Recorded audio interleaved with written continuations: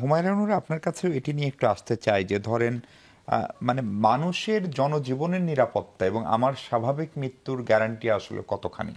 ধরেন যে শ্রমিকটি সেদিন ওই কি বলে কেমিক্যাল গোডাউনে কাজ করছিল, সে বের হতেই পারে নাই কারণ বাইরে থেকে গেটকিপাররা দরজা লাগিয়ে দিয়েছে। আজকে যে মানুষটি নিচে বসে চা খাচ্ছিল সে মুহূর্তেই লাশ হয়ে গেল এবং তার জীবনের গল্প শেষ হয়ে গেল। এবং রাষ্ট্র এইসব জায়গায় 5 লাখ, 10 লাখ, 2 লাখ, এখানে তো 5 লাখ টাকা দিতে চেয়েছে। অন্যান্য ক্ষেত্রে আমরা দেখি জেলা প্রশাসন থেকে 1 লক্ষ টাকা দেওয়া হচ্ছে। এইটা দিয়ে আমার নাগরিক জীবন, আমার জীবন শেষ হয়ে যাবে? ধন্যবাদ মিশু ভাই আপনাকে। ধন্যবাদ আমার সহ আলোচকগণকে এবং আজকে যারা আমাদের দেখছেন সবাইকে সালাম এবং শুভেচ্ছা জানিয়ে শুরু করছি। এই বিষয়গুলো এত হৃদয় বিদারক, আসলে কথা বলতে গেলে মানে শব্দগুলো সংকুচিত হয়ে যায়।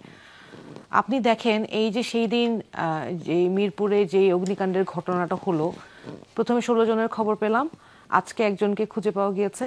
যারা অগ্নিদগ্ধ হয়েছে তাদেরও কিন্তু গ্যারান্টি নেই যে কে কতদিন বাঁচবে, কারণ আগুনে পুড়ে যাওয়ার পরেও কিন্তু একটা চিকিৎসার দীর্ঘমেয়াদী চিকিৎসা এবং সেইটা নিয়ে সারভাইভ করাওটা একটা ভেরি ডিফিকাল্ট থিং।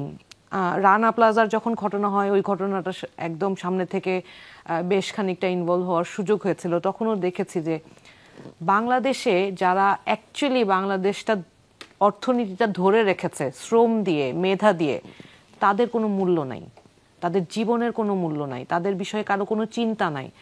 এবং আমি যেমন আজকে রাজনীতি করতে এসেছি, আমি যখন রাজনীতিবিদ ছিলাম না তখনও আমার এই অনুভূতিটা ছিল এবং এখনও আমার কেন জানি কম বেশি মনে হয় যে আমরা রাজনীতিবিদরা কম বেশি এই ঘটনাগুলোকে এনক্যাশ করার চেষ্টা করি এবং আমরা শুধু সুন্দর করে যেই কথাগুলো বলি সেইটা যখন আমার হাতে সুযোগ আসে যে আমি এই সিচুয়েশনটাকে চেঞ্জ করব এবং ইনফ্রাস্ট্রাকচার ডেভেলপমেন্টগুলা, সেফটি মেজারমেন্টগুলা এমনভাবে স্ট্রিক্টলি এনশিওর করব যাতে এইটা আর ফার্দার না হয়। যেমন আরবান ডিজাইনিং, এইটা কাকে দিয়ে করবেন?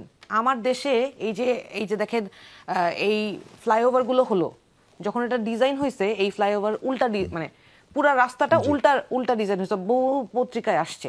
এই ডিজাইনটা কারা করছে? আপনি দেখেন, যেই লোকটা শহরে কখনোই থাকে নাই বা তার কোনো আইডিয়াও নাই, তাকে দিয়ে আপনি এই ডিজাইনিং করছেন একদম পিওর। মানে I am sorry to say this, আমি কাউকে আন্ডারমাইন করার জন্য বলছি না, তার তো আইডিয়া নাই কোথায় গাড়িটা সোজা যায় আর কোথাও উল্টা দিকে যায়। সে তার মতো করে একটা ডিজাইন করছে, সেইটাই এক্সিকিউট করে দিছে। এটার যে একটা ফিল্ড সার্ভে আছে, একটা ডিউ ডিলিজেন্স আছে, সেটার কিন্তু কোনো মানে মেইনটেনেন্স নাই। এই জিনিসগুলো বাংলাদেশে হয়, আপনার প্রপার যাকে যেই জায়গায় দেয়া দরকার তাকে সেই জায়গায় দেয়া হয় না। কেন দেয়া হয় না জানেন? ওই যে অর্থনৈতিক এবং পলিটিক্যাল যে দুর্বৃত্তায়ন, ক্ষমতার দুর্বৃত্তায়নের কারণে এই সমস্যাটা হয়। রাজনৈতিক দুর্বৃত্তায়নগুলো কোথায় হয়? এখন আপনি একজন যোগ্য মানুষ, আপনার সমপর্যায়ে আরেকজন মানুষ, তার চেয়ে আপনার কোয়ালিফিকেশন ভালো কিন্তু আপনার রাজনৈতিক সম্পৃক্ততা নাই দেখে আপনি কাজটা পাবেন না, যার সম্পৃক্ততা আছে সে কাজটা পাবে। এইগুলো না গোড়া থেকে এই সমস্যাগুলো কোনোভাবেই চেঞ্জ করা সম্ভব না। আমরা যতই ভালো কথা বলি যে এর দায়িত্ব তার দায়িত্ব, দিন শেষে আমি আমার জায়গা থেকে আমি আমার লায়াবিলিটি ওন করতে চাই। আমি আমার রাজনীতিটা এই জন্যই করতে আসছি যে আমি আমার জায়গা থেকে যদি আমি চেঞ্জ করার জায়গায় আমি ভয়েস রেজ করি, যে আমি প্রতিজ্ঞাটা করি, তাহলে আলটিমেটলি আমার সাথে আমি এই কোটা ক্রিয়েট করতে পারবো। হুমায়রা, যে মানুষটা কোনো অপরাধ করলো, ধরেন আজকে যে মানুষটি মারা গেলেন, তার তো কোনো অপরাধ ছিল না, তিনি ঝুঁকিপূর্ণ কোনো আচরণও করেননি, মানে কোনো আন্ডার কনস্ট্রাকশন বিল্ডিং এর নিচ দিয়েও যাননি। এটা তো ওনার দোষ না, এটা আমাদের দোষ যে সেফটি মেজার। তার যে 2টি শিশু সন্তান, তার স্ত্রী, তার বাবা মা বা আরো যারা আছে, তাদের হাতে আপনি যখন 5 লাখ টাকা তুলে দেন, 5 লাখ টাকা দিয়ে আসলে কি হয় হুমায়রা? মানে এটা যদি ব্যাংকে বা পোস্ট অফিসেও রাখে, মাসে 4,000 টাকা পাওয়া যাবে। দুটো বাচ্চার ভরণ পোষণ, খাবার দাবারের জন্য তো একটা ন্যূনতম টাকা লাগে।